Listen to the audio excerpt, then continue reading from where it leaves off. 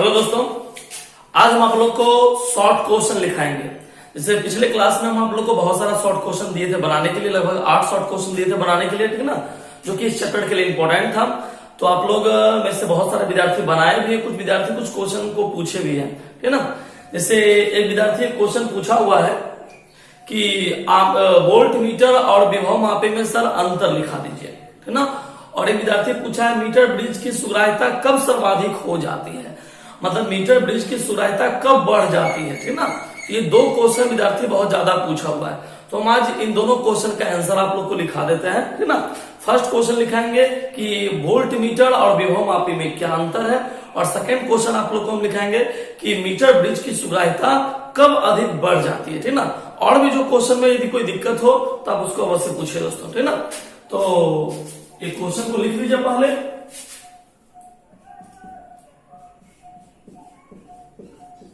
Volt meter और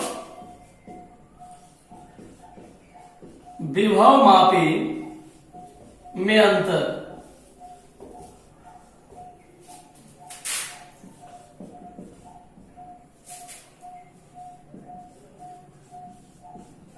difference between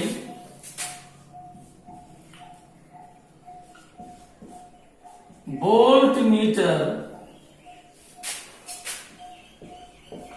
and potentiometer, ठीक है। तो चलिए हम आपको अब अंतर लिखा देते हैं, आप लोग भी करके उतार लीजिएगा। सबसे पहला अंतर लिखिए,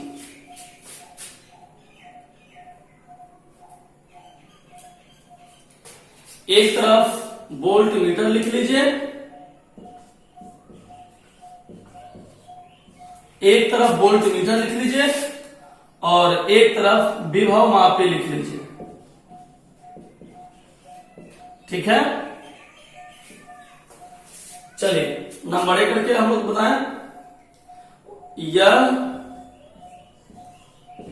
विक्षेप,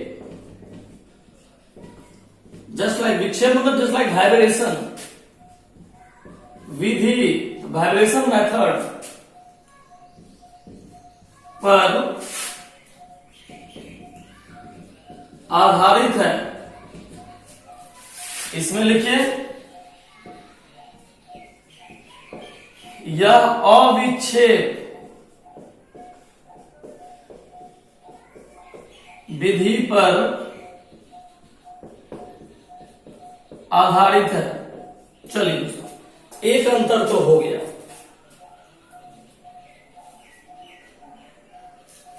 दूसरा अंतर, यह विद्युत वाहक बल है ना, यह विद्युत वाहक बल का मापन शुद्धता से नहीं करता है।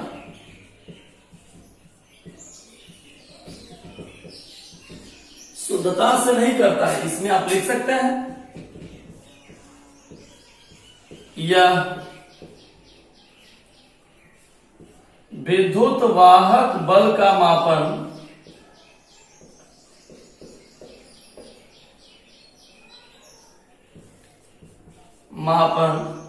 शुद्धता से करता है।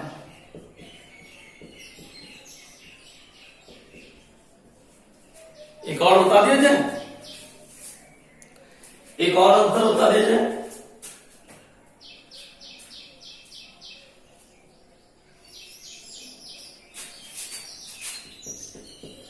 यह कम सुग्राही होता है और इसमें देख लीजिए यह अधिक सुग्राही होता है।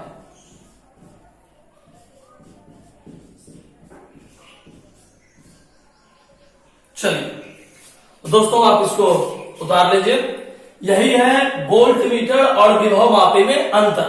पहला अंतर है यह विच्छेद विधि पर आधारित है, जबकि विभव मापी जो है यह अविच्छेद विधि पर आधारित है। दूसरा है इसमें विभव का अर्थ होता है विद्युत वाहक बल, इलेक्ट्रोमोटिव फोर्स। तो यह विद्युत वाहक बल का मापन शुद्धता से नहीं करता है, जबकि विभव मापी जो है विद्युत वाहक बल का मापन शुद्धता से करता है। वोल्टमीटर कम सुग्राही होता है, जबकि विभव मापी अधिक सुग्राही होता है। तो दोस्तों इसको उतार लीजिए, एक इंपॉर्टेंट क्वेश्चन है ये, वोल्टमीटर और विभव मापी में अंतर। उतारिए जल्दी से दोस्तों।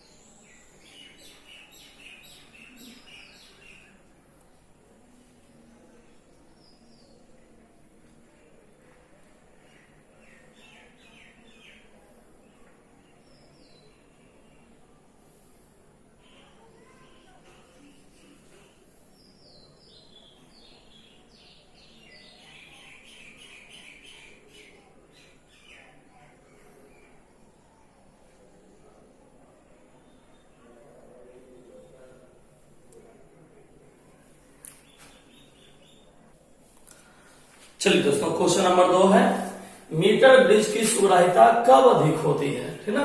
आंसर लिखा गया है जब मीटर ब्रिज में जॉकी को तार पर खिसकाते हैं। आप लोग मीटर ब्रिज के बारे में पढ़े थे कि हम आप लोग को बताए भी थे कि जब मीटर ब्रिज में एक जॉकी लगा होता है और उसको जब तार पर धीरे धीरे खिसकाते हैं, याद कीजिए, तो जिस बिंदु पर नल पॉइंट प्राप्त होता है, जिस बिंदु पर नल पॉइंट प्राप्त होता है ना, उसकी बाईं ओर की नल पॉइंट का मतलब क्या हुआ, उदासीन बिंदु, है ना। उसके बाईं ओर की लंबाई को एल और दाईं ओर की लंबाई को 100 माइनस एल मान लेते, तो वही बिंदु दोस्तों, वही बिंदु, वही लिखे हैं। जब मीटर ब्रिज में जॉकी के तार को खिसकाते हैं तब शून्य विक्षेप स्थिति, शून्य विक्षेप स्थिति का मतलब कि जब जिस बिंदु पर नल पॉइंट प्राप्त होता है, नल मतलब होता है शून्य, है ना, तो वही शून्य विक्षेप स्थिति पर, है ना, मीटर सेतु के तार के लगभग मध्य बिंदु पर प्राप्त होता है। मतलब कि शून्य विक्षेप स्थिति जो है वह मीटर सेतु के मध्य तार पर प्राप्त होता है, तब कहा जाता है कि उसकी सुग्राहिता अधिक हो। मतलब समझिए, ये तार है और इस तार का मान लीजिए ये मध्य बिंदु है और यहां पर यदि नल पॉइंट प्राप्त हो जाए, मध्य बिंदु देखिए बोला लगभग मध्य बिंदु पर प्राप्त होता है ना। तो क्या लिखा है, मीटर सेतु के तार के लगभग मध्य बिंदु पर, मतलब कि तार की जितनी लंबाई है उसके यदि मध्य बिंदु पर नल पॉइंट प्राप्त हो जाए, समझो मेरी बात को, सिर्फ उतारो मत, समझो कि यदि नल पॉइंट पर यदि उदासीन बिंदु प्राप्त हो जाए, है ना, और वह नल पॉइंट तार के मध्य बिंदु पर हो, तब समझिए उसकी सुग्राहिता सबसे अधिक होती है। ठीक है, इसको उतार लीजिए।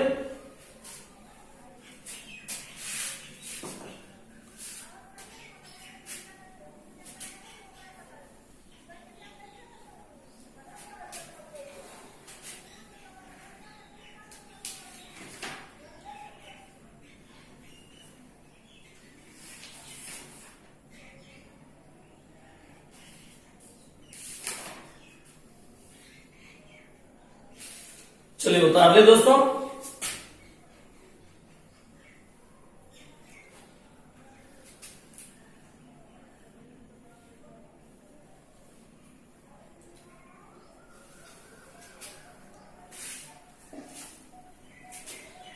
चलिए, तो यही विद्यार्थी क्वेश्चन पूछा था इन दोनों क्वेश्चनों को, जो कि डील हो गया। अब हम आप लोग को इस चैप्टर का न्यूमेरिकल्स डील कर देते हैं। ठीक है दोस्तों, कुछ फिगर वाला न्यूमेरिकल्स देखिए।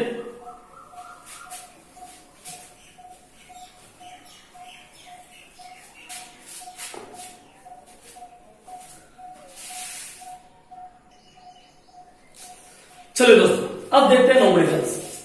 ये फिगर वाला न्यूमेरिकल्स है दोस्तों। आप लोग भी किताब पढ़ते होंगे तो देखते होंगे बहुत सारा ऐसा न्यूमेरिकल आपको मिलता होगा जो कि फिगर वाला दोस्तों। इससे बहुत सारा फिगर वाला न्यूमेरिकल्स हम क्लास आवर में आपको बताएंगे, है ना, क्योंकि वो बताना कंपलसरी भी है। डायरेक्ट यहाँ पर बता पाना एक दो क्वेश्चन में आपको नहीं समझ में आएगा, उसमें बहुत क्वेश्चन चाहिए। लेकिन हाँ फिर भी आप समझिए, मान लीजिए ये फिगर दोस्तों, और इस फिगर हमको x का वैल्यू निकालना है, x का मान ज्ञात करें। लेकिन जानते हैं दोस्तों, कहा जाता है कि न्यूमेरिकल फिगर वाले न्यूमेरिकल को समझने के लिए यदि आप एक फिगर को भी समझ गए दोस्तों तो उसके बेसिस पर आप बहुत सारा क्वेश्चन खुद बना सकते हैं, है ना। अब आप देखिए कि इसमें एक रेसिस्टेंस समझना दोस्तों, दो रेसिस्टेंस, तीन रेसिस्टेंस, चार रेसिस्टेंस, पांच रेसिस्टेंस, टोटल 5 रेसिस्टेंस है ना दोस्त। अब आपको निकालना है x का मान, निकालना है किसका मान निकालना है, x का मान। इसका विद्युत वाहक बल दिया हुआ है 6 वोल्ट, ठीक है। अब आप x कैसे निकालिएगा, तो जो विद्यार्थी सही से समझ रहे हैं उनके दिमाग में ये बात आ गई होगी कि सर ये जो हम फिगर देख रहे हैं ये फिगर है व्हीटस्टोन ब्रिज का, है ना दोस्त। ये फिगर है किसका, व्हीटस्टोन ब्रिज का, क्योंकि व्हीटस्टोन ब्रिज का ये 4 प्रतिरोध है।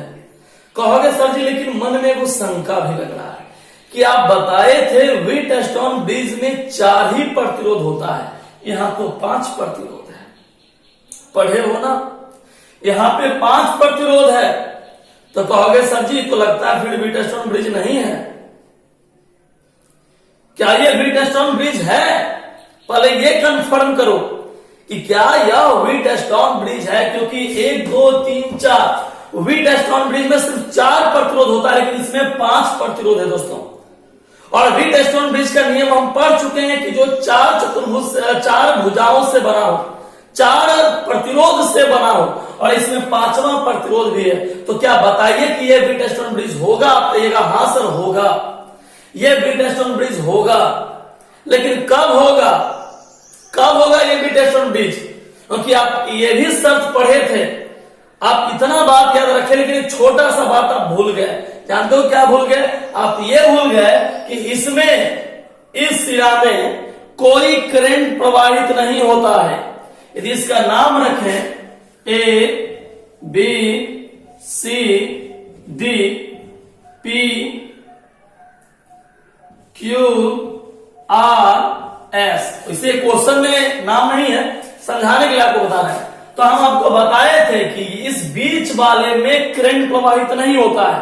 क्यों, जो करंट यहां से यहां गया और यहां से यहां गया, फिर वो यहां से यहां आ जाता है और यहां से यहां, इसमें नहीं जाता है।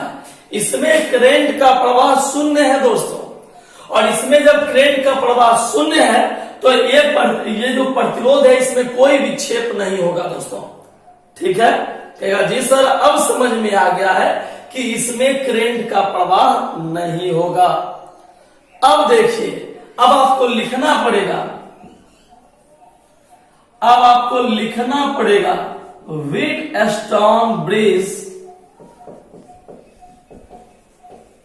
के संतुलन शर्त से, के संतुलन शर्त से, क्या संतुलन शर्त से, तो फार्मूला क्या पढ़े हैं, P/Q बराबर R/S। P कितना है दोस्तों 2 ओम, Q कितना है 6 ओम, बराबर R कितना है X, और S कितना है 18 ओम, ठीक है।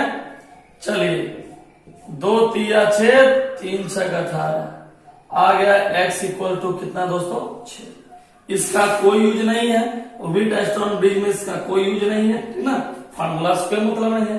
आ गया x का वैल्यू 6, यही हो गया, ठीक ना। आप बता लीजिए कितना आसानी से बन गया दोस्तों।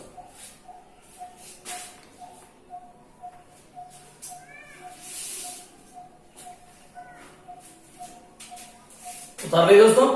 अब एक ऐसा ही क्वेश्चन देते हैं, और हमको लगता है ना कि आप ऐसा ही क्वेश्चन देंगे तो आप लोग को बनाने की जरूरत भी नहीं पड़ेगी, फटाक से क्वेश्चन देखोगे ऑब्जेक्टिव टाइप में आंसर हो गया, बनाने की जरूरत नहीं पड़ेगी। देखिए कैसे, पहले आप इसको उतार लीजिए।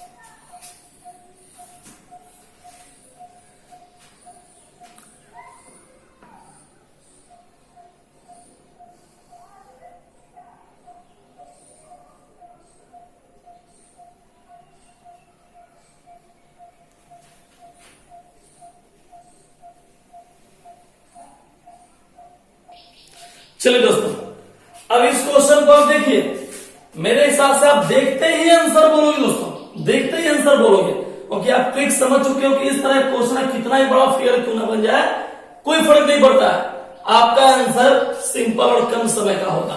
कैसे, आपको पता है किसका फॉर्मूला यूज करेंगे बउआ, किसका फॉर्मूला यूज करेंगे, विट एस्टन ब्रिज, विट एस्टन ब्रिज का फॉर्मूला यूज करेंगे, ठीक ना, के संतुलन शर्त से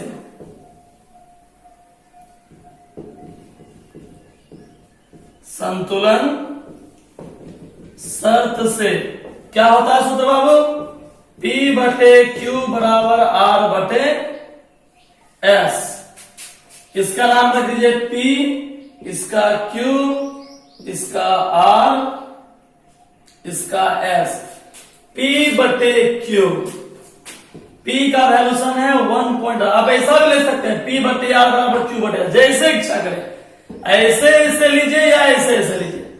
एक और इधर वाला बता चुके हैं, इधर वाला भी देख लीजिए। देखिए इसको इधर से कीजिए अपोजिट, 1.8 ओम बाय 3.6, 2.2 ओम बाय x, कट गया 18 दूनी 36, क्रॉस गुना कर दिए तो 22 दूनी कितना हो गया 44, x इक्वल टू 4.4 आ गया दोस्तों, x इक्वल टू 4.4 हो गया आंसर। कितना सिंपल है ना।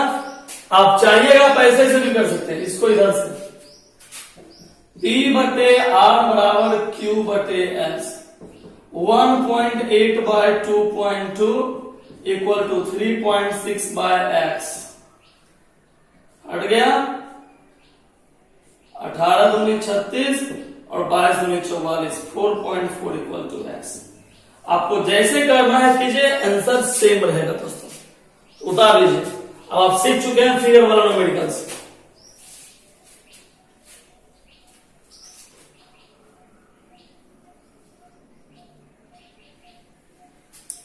चलिए सब उतार लिए,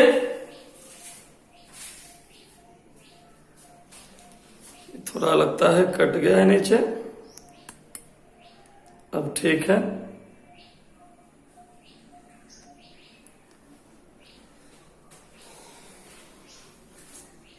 चलिए दोस्तों, तो लगता है फिगर वाला न्यूमेरिकल बनाने में आप लोग कोई मजा आ रहा नहीं, तो एक और क्वेश्चन लिया जाए, ऐसा नहीं कुछ दूसरे टाइप का दूसरे फार्मूले पर, ठीक है दोस्तों। चलिए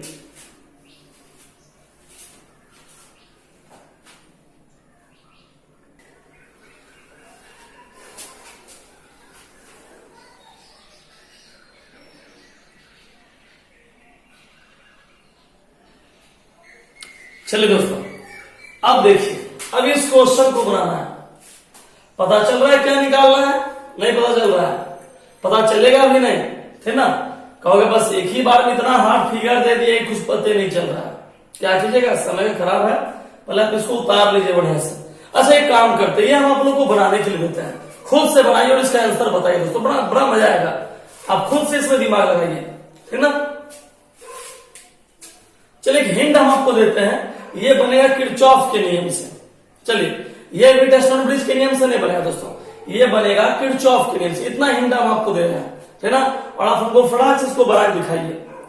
अब यदि 1 मिनट वाला ऑब्जेक्टिव होता तो कहते तुरंत बनाइए, लेकिन तुरंत तो आपसे बनेगा नहीं, काफी आपको लंबा समय लगेगा इसको समझने में, फिर भी आप कोशिश कीजिए इसको बनाने का। पहले आप फिगर उतार लीजिए, ठीक ना।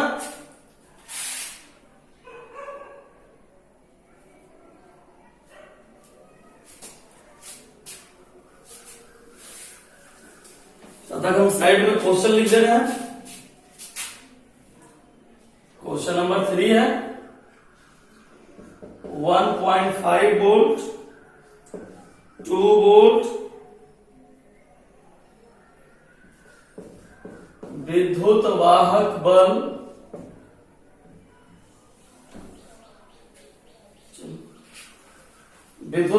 बल तथा 1 ओम 2 ओम संगत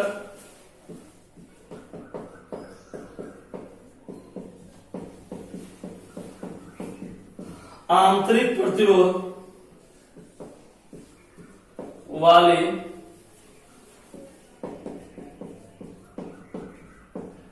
दो सेलें, एक 5 ओम बाह्य प्रतिरोध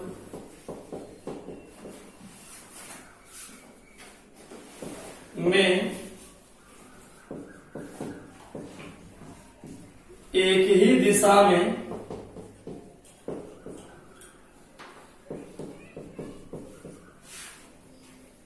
धारा प्रवाहित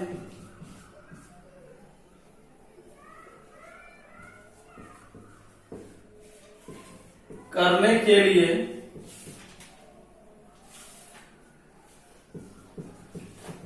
परस्पर समांतर क्रम में जुड़ी है।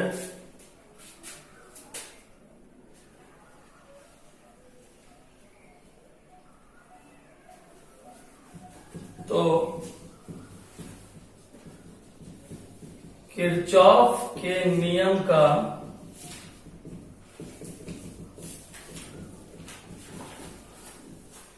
प्रयोग कर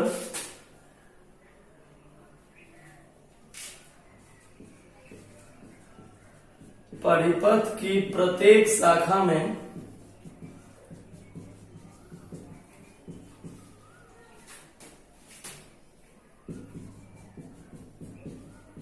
धारा का मान तथा 5 ओम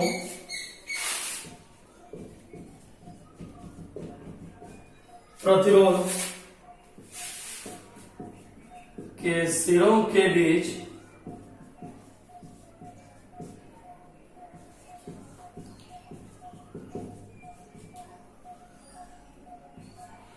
विभवांतर ज्ञात करें। चलिए दोस्तों, तो ये क्वेश्चन है आपका पूरा। अब इसमें किरचॉफ लॉ का यूज करना है दोस्तों, और किरचॉफ लॉ का यूज करके आपको इसको बनाना है। थोड़ा सा लगता है कट रहा है, हम ठीक कर दें आप लोग को। चलिए, अब आप लोग का पूरा दिखाई पड़ रहा है। तो क्वेश्चन भी लगता है काफी कुछ बड़ा है, लेकिन आंसर दोस्तों बहुत छोटा आएगा इसका। आप खुद से पहले इस फिगर वाले में आप खुद से दिमाग लगाइए ना। हम तो बताएंगे, लेकिन आपका दिमाग लगेगा पहले तो ज्यादा बेनिफिट होगा दोस्तों। इसको आप लोग उतार लीजिए और बना करके इसका हमको आंसर भेजिए। किसका मान निकालना है? विभवांतर का मान निकालना है दोस्तों।